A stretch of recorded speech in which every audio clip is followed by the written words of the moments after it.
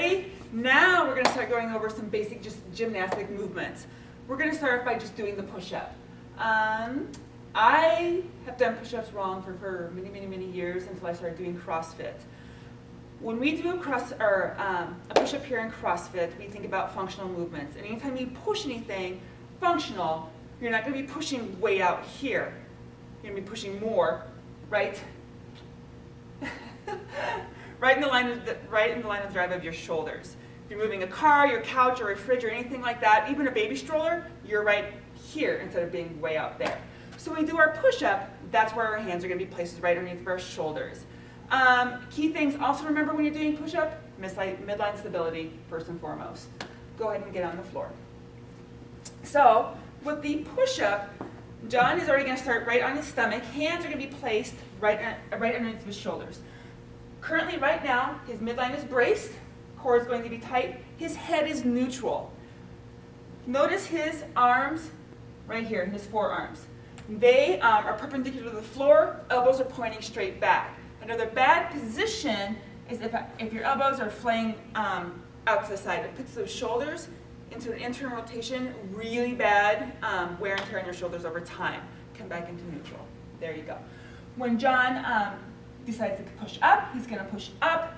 Full range in motion. At the top, he's going to lock the elbows out. Core is going to be tight. Head is still neutral. When he comes back down, elbows come back behind. Chest and thighs hit the floor at the same time and come straight back up. This is a CrossFit push-up. But I can't do those. If you cannot do those, and it's okay because not everybody starts where John is at. I definitely didn't. So what we teach people to do is if they cannot do full range of motion push-ups, we tell them to come up on their knees. From here, they push up, go up, all the way up on your toes, full range of motion here, back on their knees, back down. So you're still going through that full range of motion and still putting in the work through the rest of your body. You're just, at this time, you're just building a little bit more strength through your upper part of your body. And that's more of a modified push-up. Awesome. Great job, John. Next part, we have ring rows or body rows. So, same skills, same premise with the push-ups. Here are our rings right here. John's going to come up to the rings right here. He's going to grip them. When you measure the distance between the rings for you and your body size, think cuboid to cuboid, elbow to basically your middle finger. Basically, you don't want the rings so they're this close or this far apart. Not very efficient. John is going to go ahead and grab the rings. Foot placement for the rings when you do body rows is going to depend on you and your strength and how long you've been doing this. Fairly easy is going to be standing right here. You're going to lean back to that position right there. Go ahead and fully extend from there. As you can see with John, with the ring row, midline stability, when he pulls the rings, he's pulling the rings towards his armpits or basically chest level during the entire time. Head is neutral. At no time is he looking up towards the ceiling, anything like that. Common faults that happen with ring rows. You lose the core, midline stability through here, and shoulders too. Thank you. Really bad position for the shoulders. You start putting the shoulders in internal rotation, a lot of wear and tear, bad position for the shoulders over time. So shoulders are going to be rotated back, locked in their socket. Another thing that happens for people, they tend to rebound off the bottom of the ring row. So they bounce off the bottom. Can you do that? When they do that, they try to do, he doesn't want to do that. But it tends to be more of a momentum movement when you fatigue. Yet again, still a really bad movement, bad position for the shoulders. Come back up. He can also, if you want to make it a little bit more difficult, he can position his feet a little bit farther in, or back this way, come down here, and same thing. Ring rows just like that. Awesome. You stand up. I know the ring rows tend to be a little bit terrifying for a lot of people, especially if they've never done this. They will hold you. The rig will not fall, the rings will not slip, anything like that. Right? One of the best movements for building strength in the back of the shoulder, getting progression towards that pull-up. It's going to use the exact same muscles that you'll use in the pull-up. So your you're doing a really great exercise. We still have our RX athletes, our normal CrossFit athletes. We still program ring rows for them because it is such a great movement. Awesome. The CrossFit burpee. Everybody like thrusters. They love CrossFit burpees. So what a CrossFit, I'm going to have John demonstrate what a CrossFit burpee is, and we'll break it down. Basically, it's coming down, dropping your body to the floor, doing a push-up, bringing your feet up, and doing a 6-inch jump at the top. To break it down a little bit more simply, you place your hands down on the floor, kick your legs back, or step your legs back into a plank position, body, chest, and thighs hit the floor. You can warm yourself up from that position into your push-up. You want to basically use hip extension to get your feet up to where your hands are at. So he's going to come up, hip extension here, replace his feet with his hands, and then jump. That is a CrossFit burpee. I don't know what else to add to that. One of the common things with burpees that people don't, that think you have to do a full push-up on the bottom, it's a bad way to do a burpee. You're going to wear yourself out really fast. So you want to bring your chest up and let your hips stay on the floor, and then use that to snap yourself forward into that next one. And if you're going to scale your burpees, so if you're not quite there yet, you can always step back. Right. So I'm going to go here, down to here, step myself back up. And then jump. There's my burpee. Right. A really efficient, fast burpee, well, at least as efficient I get, is here. And that's just a matter of practice. No, you Getting don't there. look like that. Burpees! Yay! Everyone loves burpees. Sit-ups!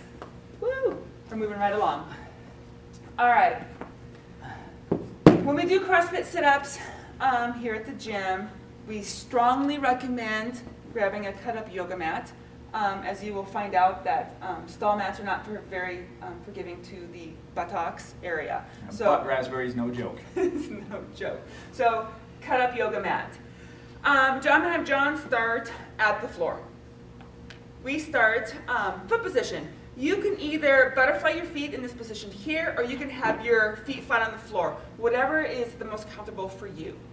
Hands are going to start above your head. So when we think about a CrossFit sit-up, it is obviously going to be a core exercise, but what also is included in that core exercise is hip flexors. So this is also going to help with this momentum coming up. I want you also to think about when you're doing a CrossFit sit-up, is that the movement's going to start occurring through your arms and your thoracic spine or your mid-back. Your low back is the stability joint. As he curls up, his shoulder blades are up on the floor. So basically, he has reached full movement, and now from here, what? I'm just pointing. Oh, so from Sorry. here, he's going to start engaging his hip flexors because his low back is a stability joint. It's not a mover in any of these movements. So from here, he's going to come up and use his legs, come back down. From here, go back down. So when he comes up to a certain point from here, boom, he engages his hip flexors to finish out the movement. The goal is also to keep the feet on the floor. Sometimes you will see people use weight to keep their feet on the floor. A good CrossFit push-up, a good CrossFit push-up is hands behind the head, knees or elbows through the knees at the end, and no toots. Through there. So foot position, you can either have your feet flat on the floor or you can actually butterfly it. Great for somebody who is as in shape as John is. Some people are not quite there yet. Their core is not ready for that kind of a movement. So we have these awesome ab pads. So what we do is we just stick the back of that ab pad right up against your butt. As he leans back, it helps reinforce that lumbar curve, a little bit more support for that low back. As he comes up, same motion, elbows through the knees. It actually makes it a little bit easier until you actually start building that core strength, and then you'll find yourself getting away from the ab pad. Awesome? Awesome. Possum. Awesome possum. Yay! Last but not least is we have the jump rope. Switch spots. All right. And for a lot of you, it tends to be a little intimidating because you probably have not jumped rope since grade school. We do something in CrossFit called double unders, which means it is 2 spins of the rope with 1 jump. but we're not gonna start there yet. How to fit a jump rope. I am gonna have John take the rope, put it under the arch or the ball of his foot of just 1 foot, pull the cables up tight. The cable should end about basically about chest level. Handle should be about armpit level. That should be a good size for a jump rope. It varies from person to person. Some people like it a little bit shorter, some people like it a little bit longer, but that's just a general rule to go by. From there, hand position. When you have your jump rope, elbows should be close by your side, as John's are. You don't need to be touching your sides and squeezing it, but at least relatively close. Forearms are going to be about 45-degree angle out from there. Core is going to be tight, midline stability. As you start doing jump ropes and double unders, you will find out that if you lose midline stability, you will miss. And you'll get tired. And you'll get tired really fast. I'm going to have John just start with just some, just basic jumping right there. When he jumps, notice his legs. His legs are going straight up and down, and he's keeping his feet dorsiflex. So by dorsiflex, he's keeping basically his toes up off the ground. You have a tendency to miss a little bit more if your feet are plantar flex or if your toes are pointing down towards the floor. Also, when he jumps, he's not bringing his knees up, he's not bringing his knees back. You tend to miss a lot. It's not as efficient. It's not. You waste a lot more energy. I think you get tired faster doing it that way. So he's just going to basically just start doing some singles. So notice, It's hard to do singles. it's hard to do singles. Feet are dorsiflex forward just a little bit so you don't whack it. Those are basically going to be your singles. You want to warm up just a little bit. So when he starts to do his double unders, notice also when he starts doing his singles that all the movement is through his wrist. At no point is he moving and swinging his shoulders like this.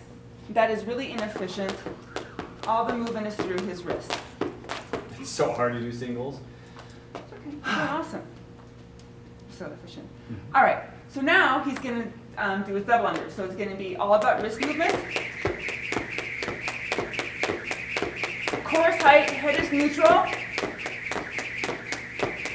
Keeping those toes as dorsiflex as possible. Those are going to be your double unders. Sweet. Good work. See you in a couple days. What did I forget?